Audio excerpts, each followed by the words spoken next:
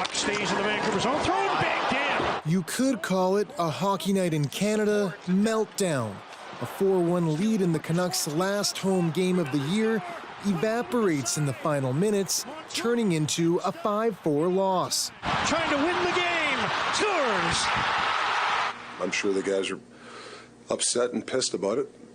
You know, you have to execute. A loss that shocked superfans like podcaster Tej Dhaliwal. What more can you say? That kind of wraps up what's been a bit of a roller coaster of a year in 2024. Centering pass, Kadri scores. Back-to-back losses cap an up-and-down calendar year for the Vancouver Canucks. At the start of 2024, the Canucks were one of the best teams in the league and led their division.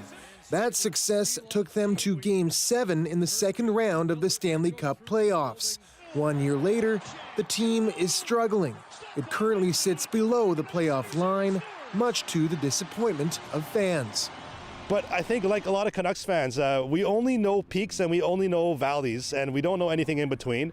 We don't know anything about the middle ground, and that's what leads to a lot of that emotional roller coaster of a reaction that we have. Behind the most recent losses, a string of injuries, taking both Elias Pettersson and star defenseman Quinn Hughes out of the lineup.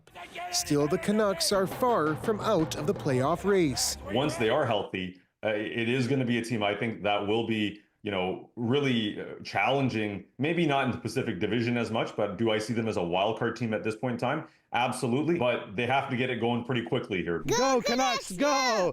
Optimism some fans are carrying with them into the new year. They definitely are going to be a playoff team. I predict they'll finish second in the Pacific Division, and I predict they'll be one of the hottest teams entering the playoffs. A new year and a lot of hockey left to play for this team to turn its season around. John Hernandez, CBC News, Vancouver.